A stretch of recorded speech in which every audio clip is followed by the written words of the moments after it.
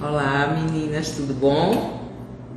Então vamos lá, né? Vamos começar a nossa primeira de 10 lives do Outubro Rosa. Tira dúvidas sobre câncer de mama, tá? Nosso tempo é curtinho, todo dia a gente vai fazer essa live, 30 minutinhos de live. Então vamos tentar aproveitar ao máximo, tá certo? Se vocês tiverem alguma dúvida, podem ir colocando aí nos comentários que eu vou tentar responder, tá? Durante esses 30 minutos. Então vamos lá. Eu tenho algumas perguntinhas aqui que foram lançadas no nosso direct, tá bom? Olá, então vamos lá. Tem uma pergunta aqui super pertinente para esse momento que a gente está vivendo, né? É uma pergunta da Papi, que é uma paciente muito querida minha, super presente aqui no meu perfil e que faz sempre os exames dela bem direitinho. Beijão, Patrícia. Veja só, ela pergunta: quanto tempo depois de tomar a vacina contra a Covid uma mulher pode realizar a mamografia? Bem, gente, primeiro é necessário que eu explique para vocês o porquê que está essa polêmica em relação à vacina contra a Covid e os exames da mama. A vacina contra a Covid, como outras vacinas também, ela pode provocar um tipo de reação nos nossos linfonodos, que são gânglios que a gente tem pelo corpo inteiro. E um dos locais onde a gente tem mais desses gânglios, né, é na região da axila, tá? Então, a vacina contra a Covid, ela pode provocar em algumas mulheres uma reação nesses gânglios e essa reação provocar o aumento deles. Então, assim, os linfonodos, eles podem crescer diante de qualquer agressão ao nosso organismo, tá certo? E a vacina, ela é interpretada pelo nosso corpo como sendo uma agressão, tá certo? Só que essa reação que ocorre nos linfonodos, gente, é uma reação benigna, tá? Ela não lhe coloca em risco de desenvolvimento de câncer de mama. Então, isso é uma coisa super importante que eu estou tentando sempre esclarecer para as minhas pacientes. Não precisa e não deve deixar de tomar nenhuma vacina por conta desse tipo de reação vacinal. Inclusive, essa reação, como eu já falei, já foi associada a outros tipos de vacina que não a Covid. Então, depois desse esclarecimento, respondendo aqui a resposta da Papi, quanto tempo depois a gente deve realizar a mamografia? Veja bem, o ideal mesmo é que você faça a mamografia antes de tomar a vacina. Esse é o ideal, tá certo? Por quê? Porque não é adequado que a gente adie nossos exames de mama por conta dessa reação vacinal. A gente saiu, ou melhor, vem saindo aos poucos de uma pandemia que provocou uma consequência gravíssima na saúde das mulheres, que foi o retardo no início dos seus sintomas. Então, diversas mulheres deixaram de fazer exame da mama por conta da pandemia. Então, a gente está diagnosticando muitos casos de câncer de mama em virtude desse atraso dos exames, tá? Então, a Sociedade Brasileira de Mastologia, o Instituto Nacional do Câncer, ele não contraindica a realização de mamografia, muito pelo contrário, toda mulher deve fazer independente da vacina. Agora, se seu exame vai ser um exame de rastreamento, que você não está tendo nenhum sintoma, não tem nenhuma queixa, acha que não tem nenhuma anormalidade, você pode adiar por cerca de 4 a 6 semanas a realização da sua mamografia. Mas se você não tiver nenhuma queixa, ou minto, se você estiver sentindo algo que você acha que pode ser suspeito, que pode estar anormal na sua mama, não adie seu exame, faça. Nós que somos médicos, que somos especialistas, nós temos competência para investigar o linfonodo se for necessário, tá certo? O mais importante é que vocês não deixem de fazer seus exames. Mas se for de rastreamento, idealmente antes da vacina ou 4 a 6 semanas após a vacina, tá certo? Viviche entrou aí, Vitória, Amanda, Cida, Beijo, minhas amigas. Tá bom? Então aqui a gente tem uma perguntinha aqui nos comentários, tá? Um nódulo visto, BIRADS 3, tem chance de desenvolvimento de câncer de mama? Bem, o BIRADS 3, gente, ele é aquele nódulo que apareceu no câncer de mama e que tem todos os critérios para ser um nódulo benigno, tá? A gente só não pode confirmar isso, por quê? Porque os exames de imagem, eles não têm competência para dar um diagnóstico de câncer, dar ou deixar de dar um diagnóstico de câncer, mas teoricamente, na nossa literatura, o nódulo BIRADS 3 é aquele nódulo cuja chance dele ser câncer é menor do que 2%. Então, a gente vê que é uma chance muito pequena, tá certo? No entanto, não é zero, como acontece, por exemplo, com o caso dos cistos. O cisto simples da mama, ele é uma lesão que tem 0% de chance de ser câncer e de vir a se transformar num câncer de mama. Então, o nódulo BIRADS 3, ele precisa pelo menos ser acompanhado de 6 em 6 meses, tá certo? Ou em alguns casos individuais, a gente pode indicar, inclusive, fazer uma biópsia dele, se a gente suspeitar que ele possa, na verdade, não ser um BIRADS 3. Isso pode acontecer? Pode, porque infelizmente o exame da mama, ele depende muito de quem está fazendo o exame e da qualidade do aparelho que está sendo usado no exame também. Então, um nódulo ele pode ser classificado como BIRADS 3 sem, na verdade, ser um BIRADS 3. Por isso que é tão importante para a gente que vocês procurem sempre fazer duas coisas. Primeiro, sempre fazer seus exames de mama em clínicas de qualidade. Muitas vezes, quando nós mastologistas indicamos para vocês uma clínica para fazer seus exames, não significa que a gente tenha interesse que você vá em determinada clínica, mas é porque a gente conhece o exame daquele local e sabe que é de boa qualidade. Segunda coisa, é super importante também que você, sempre que vai fazer seu exame, você leve os anteriores. É muito comum eu receber paciente que não levou o exame anterior porque quer fazer uma contraprova entre os exames. Então, quer saber qual o médico que está acertando, que está fazendo a coisa correta. E isso é uma coisa errada, tá, gente? O exame de vocês, ele ganha qualidade quando o médico radiologista e quando o mastologista, eles comparam com os exames anteriores, tá joia? Então, levem sempre os exames anteriores para a gente saber se de fato é um BIRADS 3 ou não, tá? Vamos ver aqui outras perguntas. Boa tarde, acabei de fazer minha mamografia e ela perguntou a data da vacina, até sobre qual braço. Sim, isso é super importante. Às vezes você faz o exame e aparece um linfonodozinho que está aumentado e que não estava no exame anterior. Então, hoje, inclusive, a gente recomenda que a clínica de imagem, ela pergunte isso. Se você tomou a vacina, não só a de Covid, mas outras vacinas, como a de gripe, por exemplo. Se você tomou a vacina, há quanto tempo você tomou a vacina e em que braço foi, porque isso vai esclarecer bastante a avaliação do seu exame, tá? Então, a sua clínica procedeu de forma correta, tá? Boa tarde, Cida. Um beijo bem grande para você. Venha em novembro, eu tô com saudade, viu? Venha se cuidar sempre. O BIRADS 3, que já foi realizada a punção. Repetir a ultrassom não alterou em nada de tamanho nem característica. Precisa repetir a punção? Não, não precisa repetir. Se o seu nódulo for BIRADS 3, você já fez a punção, sua punção mostrou que é um achado benigno. A recomendação é que a gente acompanhe de 6 em 6 meses, tá certo? Durante um período de 18 a 24 meses. Se nesse período o seu nódulo não se modificar, ele deixa de ser um BIRADS 3 e passa a ser um BIRADS 2. E o nódulo BIRADS 2, ele só precisa ser acompanhado uma vez ao ano, tá certo? Ou pode até ser dispensado o acompanhamento em alguns casos, tá bom? Tara, Alexia, Claudiana, beijo, Claudiana. Beijo para todas vocês. Bem, então vamos ver aqui outra pergunta que o pessoal mandou no direct pra gente. Ó, uma pergunta de Caroline.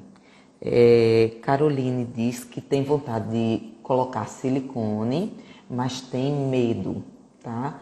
Ela não explica o motivo pelo qual ela tem medo, mas considerando que seja pelo risco de câncer de mama, os implantes de silicone, eles não foram associados ao aumento de incidência de câncer de mama em nenhum estudo, tá certo? Então, assim, em relação ao aumento de chance do desenvolvimento de câncer de mama, não existe correlação entre as próteses de silicone e o câncer. Existe sim um tipo de câncer específico chamado de linfoma, tá certo? A gente tem um linfoma de grandes células que existe na mama e que pode surgir em decorrência do uso de próteses e implantes de silicone, mas é super importante que eu deixe aqui bem claro para vocês que o linfoma mamário relacionado aos implantes de silicone é um tipo de neoplasia extremamente rara, muito rara mesmo. Existe um relato na literatura em torno de 800 casos no mundo inteiro, então isso é uma incidência muito baixa. Basta vocês terem noção que o câncer de mama hoje é uma doença que incide todos os anos em 60 mil mulheres só no Brasil. Então, o linfoma tem cerca de 800 casos no mundo. Então, um tipo de câncer muito raro que não contraindica que a mulher faça algum tipo de procedimento estético com o uso de silicone, tá certo, gente? Então, Carol, se o seu medo era de desenvolver câncer de mama por conta do implante, então você pode ficar tranquilo em relação a isso, tá certo? Oi, Manu, Jaque, beijo, Hanna, beijos. Obrigada, Jussara, brigadão, um beijão para você. Pronto, vamos ver aqui outra perguntinha que mandaram. Quais os sintomas e os tipos de câncer de mama? Bem, os sintomas, super importante, gente. Sintoma de câncer de mama, o mais comum que existe é o nódulo mamário, tá certo? O nódulo mamário. Então, a forma mais comum com que o câncer de mama se manifesta no nosso organismo é através de um caroço, tá? No entanto, o câncer de mama que a gente quer diagnosticar é o câncer de mama que não tem sintoma, nenhum tipo de sintoma. Então, é aquela mulher, Manu, beijo, é aquela mulher que não está sentindo nada, que faz seus exames de rastreamento a partir dos 40 anos, todos os anos, e que em meio a um exame desse, a gente conseguiu diagnosticar o câncer de mama dela num tamanho super pequenininho, menor do que 1 centímetro, chance de cura maior do que 95% e que muitas vezes só é possível se identificar através do exame de imagem, tá certo? Então, câncer de mama que a gente quer diagnosticar, aquele que tem chance de cura, é o câncer de mama sem sintoma, aquele que você não sente nada, não percebeu nenhum tipo de sintoma. Mas, quando ele apresenta sintoma, normalmente esse sintoma é o nódulo mamário.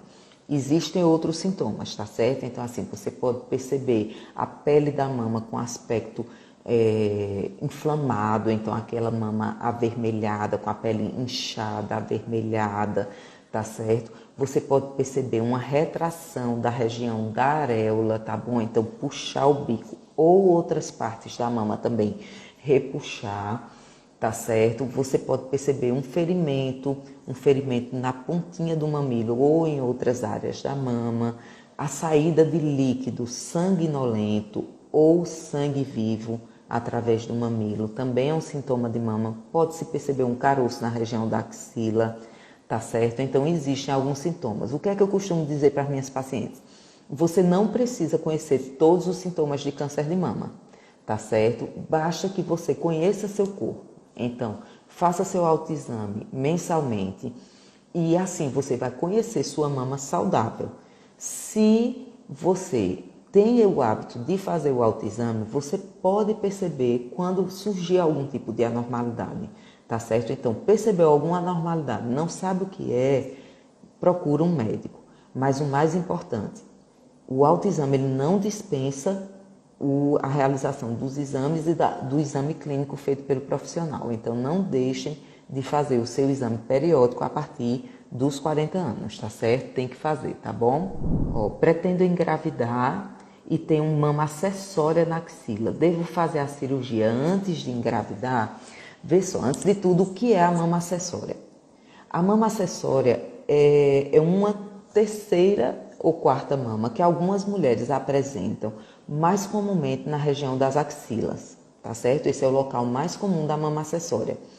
É um achado benigno, tá certo? Ele não é câncer, tá? E acontece de nascença. O surgimento dele é de nascença. Então, assim, toda mulher, quando está dentro da barriga da mãe, dentro do útero da mãe, a nossa mama, durante aquele desenvolvimento do embrião, do fetinho até o nascimento, a nossa mama ela se estende da região das axilas até a virilha, tá certo? Que é a região inguinal.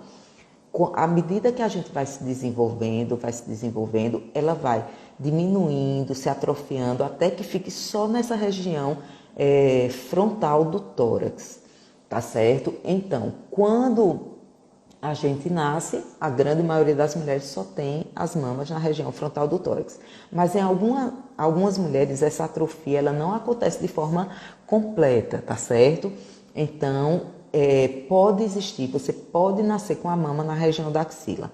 A gente não percebe isso quando é criança, porque a mama na criança ela é atrofiada, tá certo? Então, quando a gente entra na puberdade, na adolescência, que vai começando a aparecer as características femininas, é que vai começando a crescer aquela gordurinha, aquele volume na região da axila. Como isso aqui é uma mama, realmente é um tecido mamário, então quando você engravidar, pode acontecer o quê? Do mesmo jeito que a nossa mama incha, cresce, fica dolorida no começo da gravidez, essa região também vai ficar. E da mesma forma que a nossa mama, depois que a gente tem o neném, ela enche de leite para amamentação, isso aqui também pode encher.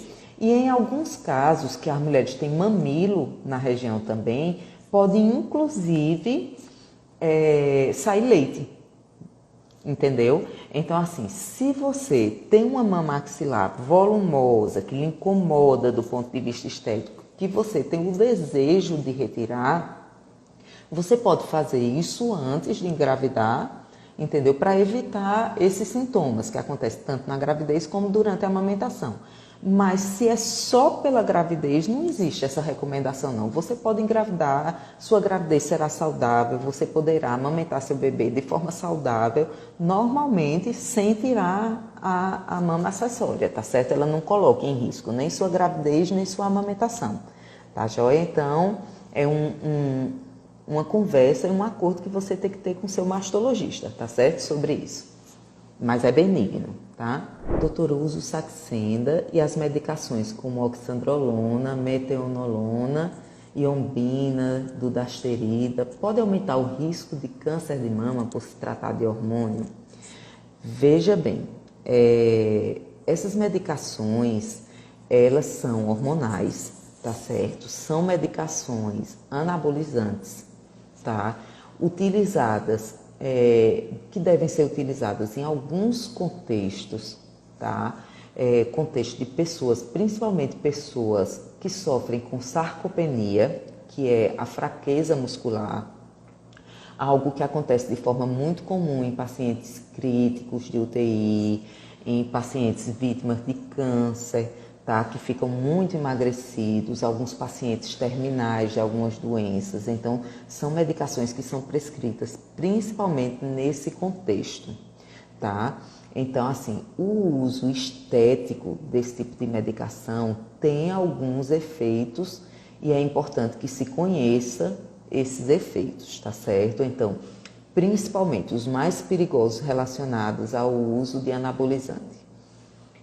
Câncer de fígado, tá certo? Não só o câncer, mas outras patologias relacionadas ao funcionamento do fígado e, principalmente, o principal efeito colateral dessas medicações são complicações do ponto de vista cardiovascular, tá? Então, as medicações anabolizantes, elas têm um efeito que ocorre principalmente na nossa musculatura quando essa musculatura ela é utilizada, tá? Então, por isso que a pessoa cresce a musculatura mediante atividade física. Só que o único músculo do nosso corpo que nunca para de trabalhar é o músculo cardíaco, tá? Então, da mesma forma que a gente tem um crescimento da musculatura estriada, a gente também pode ter um crescimento da musculatura cardíaca numa proporção ainda maior do que a da nossa musculatura estriada.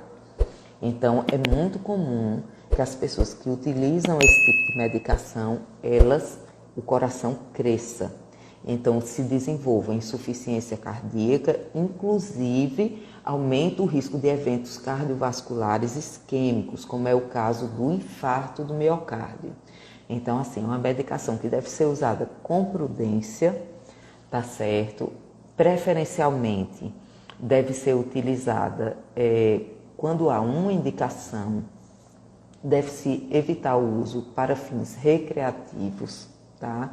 E estéticos, deve ser muito conversado com seu médico a respeito do uso e ela pode sim nos colocar em risco para qualquer câncer que tenha componente hormonal, tá certo? Então, muito cuidado aí, viu, gente? Olá, Rafita. Beijo, Rafita, beijo. Joia, obrigada, Elisângela. Oi, Jéssica, um beijo bem grande para você. Beijo bem grande para a Ró, para a Camila. Mama acessória é super comum já aqui. É só o que tem, totalmente fisiológico, muito comum. Ai, que bom, Amanda. Beijo, obrigada. Obrigada, gente. Doutora, estou entrando na menopausa e minha ginecologista prescreveu Promencil. O que a senhora pode me falar com relação? Tenho cisto, faço acompanhamento com a senhora. Bem, eu sou super favorável às terapias de reposição hormonal, sejam à base de hormônios sintéticos ou medicações fitoterápicas, tá certo? Eu sou muito fã, eu acho que a gente, nós vivemos à base dos nossos hormônios, nós mulheres dependemos dele, tanto do ponto de vista psicossocial como do ponto de vista orgânico mesmo, tá certo? Então é muito importante para a gente nossos hormônios. A terapia de reposição hormonal, ela nos protege contra o desenvolvimento de osteoporose, tá certo? Perda mineral óssea, que é uma causa grave de fraturas patológicas em mulheres pós-menopausadas que podem nos deixar acamada pela carência desses minerais por conta de uma fratura dessa, inclusive algumas fraturas muito graves, como é o caso da fratura de fêmur. Ela melhora nosso humor durante a menopausa, que é uma fase super difícil para a mulher, melhora aqueles sintomas de fogacho, que são aqueles calores que acontecem daqui, dessa região do colo, até a região cefálica, com aquela sudorese seguida por frio, que é um sintoma super desconfortável, que inclusive causa constrangimento em algumas mulheres, porque não tem hora para acontecer e para acabar. Ela melhora a nossa libido também. Algumas mulheres sofrem com problemas no casamento, na pós-menopausa, porque seus parceiros não entendem que elas já não têm mais vontade de ter relação sexual em virtude da carência hormonal. Ela nos protege contra a infecção do trato urinário também, porque mantém a musculatura pélvica mais competente, assim como a região da nossa uretra também mais competente em reter a urina, tá certo? Impede a progressão também de alguns agentes infecciosos, então tem muitos benefícios. Existem efeitos colaterais? Existem. Existe risco para algumas coisas? Existe, tá? O risco específico associado ao câncer de mama foi só relatado na literatura para um esquema de reposição hormonal de associação entre estrógenos e progestágenos por via oral e assim mesmo após 5 anos de uso. Então existe esse risco, doutora? Existe, mas é um risco que vai surgir no longo prazo e para um esquema específico de reposição hormonal. Então, o que eu costumo dizer para minhas pacientes? Converse com seu ginecologista, converse com seu mastologista. Seu caso individual precisa ser associado, precisa ser levantado. A chance de que você venha a ter câncer de mama, independente da reposição hormonal. Levantando os seus fatores de risco, a gente vai saber se você tem ou não possibilidade de fazer reposição hormonal. Se você está sendo acompanhada por um profissional competente, em quem você confia, que conversa com você, que lhe expõe seus riscos, você vai poder, junto com seu médico, avaliar qual a melhor possibilidade para você, se é fazer a reposição ou não, e se você tem indicação de fazer a reposição, qual o melhor esquema para fazer essa reposição. Então, eu absolutamente não contraindico reposição hormonal, a menos que exista algum fato concreto, tá? Tanto na história como nos exames que contraindiquem essa reposição, tá certo? Gente, tá dando nossa horinha. Ai, sem dúvida, Jéssica. Mas você é muito inteligente. Com certeza você não se arriscaria jamais. Ainda mais com a mãe que você tem, né? Profissional da educação física super competente também. Rafita, beijo. Top é tu. Oi, Simone, beijo. Elisângela, beijão. Sim, Hanna. Muito, muito comum. Muito comum, as pessoas têm usado bastante, né? É uma febre nas academias, tá certo? Eu procuro, assim, não agir de preconceito, tá certo? Até porque, assim, a pessoa que está disposta a usar uma medicação dessa, ela vai utilizar. Se a gente não orienta nossos pacientes, eles vão procurar isso no mercado negro, né? A gente sabe que existem alguns anabolizantes, inclusive de uso animal, que as pessoas estão utilizando na sua prática. E assim, eu acho que é muito importante que o médico traga o paciente para si, tá? A gente não está aqui para criticar nossos pacientes, muito menos para criticar a atuação de outros colegas. Isso não é uma coisa pertinente, não é uma coisa com a qual eu concorde, mas a gente precisa sim orientar vocês, colocar para vocês os pontos nos is, tá certo? Principalmente quando a coisa envolve risco para a nossa saúde, tá bom? E eu estarei sempre com esse propósito, tá? Beijo, gente. Infelizmente, a gente vai ter que terminar a nossa live de hoje, tá certo? Deixa eu só responder essa última pergunta aqui de Gabi. Beijo, Gabi. Paciente com SOP pode desenvolver algum tipo de nódulo cisto? A relação? Veja bem, toda mulher pode desenvolver nódulos e cistos mamários, tá certo? O cisto mamário, na verdade, ele é uma coisa quase que fisiológica, tá? Então, assim, a partir dos 30, 35, 40 anos, difícil é a mulher que não vai ter um cisto mamário, tá certo? A maioria vai ter, porque o cisto ele é um achado funcional, tá certo, gente? Da nossa mama, tá? Então, a mama, a partir de determinado momento, de acordo com o estímulo dos seus hormônios ovarianos, ela vai gerando líquido, produzindo líquido e coletando nos cistinhos, tá certo? Que da mesma forma que ela produz, ela pode também secar esse cistinho, tá? E ele não lhe coloca em risco.